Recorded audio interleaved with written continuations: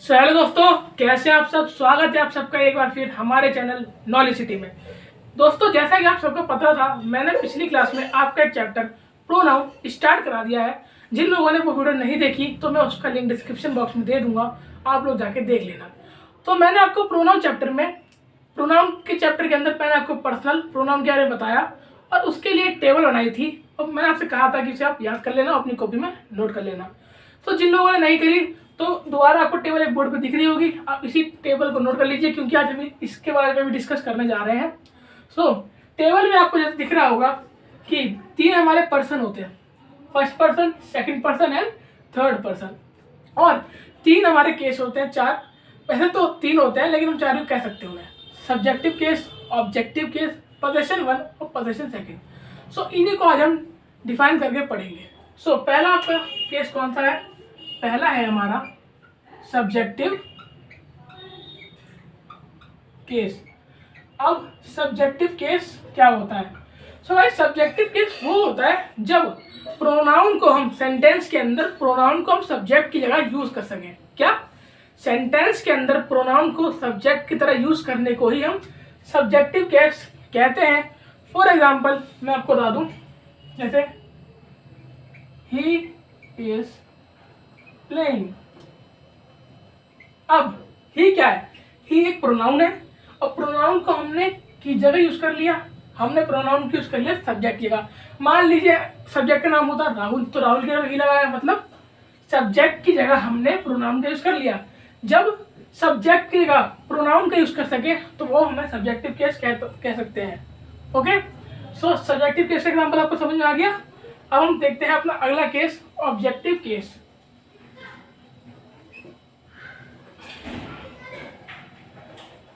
Objective case क्या होता है गाइस? साथ के साथ इसे आप नोट कर लें क्योंकि आजकल जो गवर्नमेंट एग्जाम हो रहे हैं उनमें भी इनका यूज हो सकता है। ऑब्जेक्टिव केस क्या होता है? गाइस ऑब्जेक्टिव केस में क्या होता है, जैसे सब्जेक्टिव केस में हम किसी प्रोनाउन का यूज सब्जेक्ट की जगह कर सकते थे, ऐसे ही ऑब्जेक्टिव केस में अगर हम किसी प्रोनाउन का यूज ऑब्जेक्ट की जगह कर सकें तो हमारा ऑब्जेक्टिव केस के अंदर आता है। अब जैसे कि Ram is playing with him. Ram उसके साथ खेल रहा है। अब देखिए हिम क्या है? हिम हमारा एक प्रोनाउन है। अब प्रोनाउन का हमने कहाँ यूज कर लिया? अपने ऑब्जेक्ट पे कर लिया। Ram is playing with him. क्या डेफिनेशन थी इसकी डेफिनेशन थी जब ऑब्जेक्ट की जगह हम प्रोनाउन का यूज कर लें तो उसे हम ऑब्जेक्टिव केस कहते हैं। गाइस 2 हमारे क्लियर हो गए, subjective case and objective case. अब हम नेक्स्ट पे चलते हैं। अब नेक्स्ट क्या है? पजेसिव। अब पजेसिव जो बना है वो आपका एक वर्ड है पजेशन, उससे बना है। और पजेशन का मतलब क्या होता है? हमारा तीसरा है पजेसिव केस। पजेसिव केस क्या है? पजेसिव केस जो है ये आपका एक वर्ड से बना है, इसका नाम होता है पजेशन। अब इसका जो मतलब होता है वो होता है अधिकार, मतलब अधिकार करना। जब कभी सेंटेंस में प्रोनाउन नाउन के ऊपर अपना हक जमाए या अपना अधिकार सिद्ध करे। क्या? जब सेंटेंस में प्रोनाउन नाउन के ऊपर अपना हक जमाए या अधिकार सिद्ध करे तो वो हमारा पजेसिव केस में आता है। अब इसका मैं आपको एग्जांपल देता हूं, जैसे कि इट इज योर बुक। अब देखिए बुक क्या है? बुक हमारा एक नाउन है और योर क्या है? योर हमारा एक प्रोनाउन है। तो इट इज योर बुक, ये तुम्हारी किताब है। तो यहाँ पे जो हमारा प्रोनाउन है वो नाउन पे अपना अधिकार सिद्ध कर रहा है, अपना हक जमा रहा है। पजेसिव केस में क्या होता है? जब कभी प्रोनाउन अपना हक अधिकार या हक जमाए किस पे? नाउन पे, तो वो हमारा पजेसिव केस में आता है। गाइस ये तो हो गए हमारी पूरी टेबल का, वो समझा दिया मैंने आपको। आप लोग इन्हें अच्छे से नोट कर लेना। गाइस अगला टॉपिक है हमारा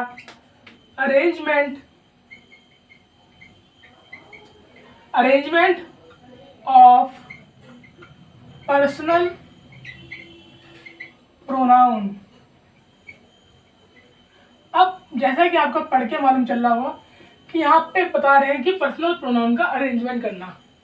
अब क्या बताना चाह रहा है ये, कभी कभी गाइस क्या होता है, एक सेंटेंस में एक वर्ब के लिए बहुत सारे प्रोनाउन का यूज किया जाता है। सो अब अगर बहुत सारे प्रोनाउन एक ही वर्ब के लिए आ रहे हैं तो उन्हें अरेंज भी करना पड़ेगा।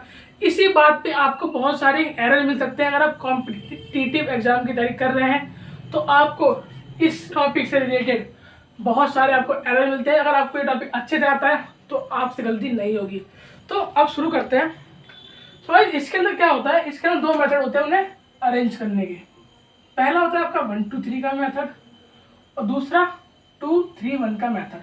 अब 1 2 3 का मेथड और 2 3 1 का मेथड क्या कहता है। 1 2 3 का कहता है 1 2 3 अगर तब लगता है जब सेंटेंस को पढ़ के आपको नेगेटिविटी लगे और 2 3 1 जब पॉजिटिव लगे। अब 1 2 3 का मैं आपको एग्जांपल देता हूँ, जैसे कि my friend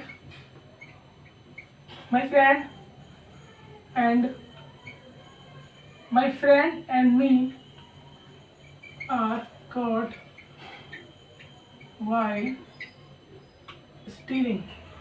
मैं और मेरा मित्र चोरी करते वक्त पकड़े गए। अब देखिए इस सेंटेंस को पढ़ के आपको कैसा महसूस हो रहा है कि मैं और मेरा दोस्त चोरी करते वक्त पकड़े गए। तो क्या ये अच्छी बात है, पॉजिटिव है?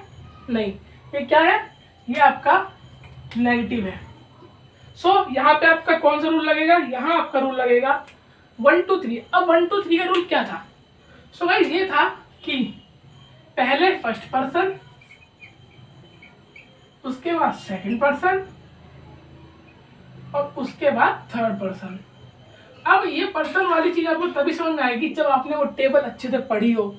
और भाई दोबारा बता रहा हूँ, इनमें से आपके कॉम्पिटिटिव एग्जाम में क्वेश्चन आते हैं जिसमें आपको एरर दे देंगे और आपसे पूछ ही लेंगे। अगर आपको ये कॉन्सेप्ट अच्छे से आता है 1 2 3 और 2 3 1 वाला, तो आप वो क्वेश्चन अच्छे से कर सकते हैं।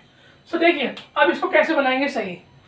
सो गाइस इसको सही बनाने का एक तरीका यही है कि देखिए पहले इसमें फर्स्ट पर्सन, सेकंड पर्सन और थर्ड पर्सन कौन कौन से हैं।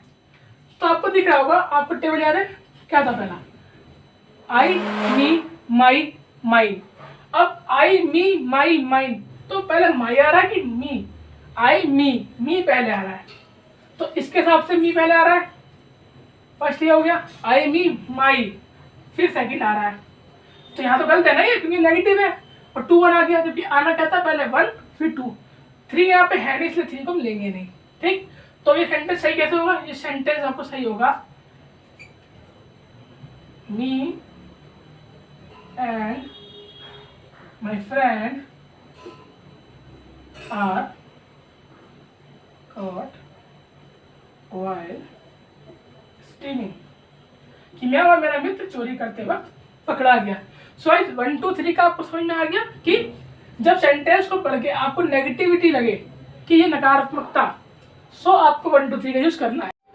सो गाइस आपने देखा कि अगर आपको सेंटेंस को पढ़ के नेगेटिव फील हो या नेगेटिविटी लगे, सो वहाँ आपका 1 2 3 वाला केस अप्लाई हो जाएगा।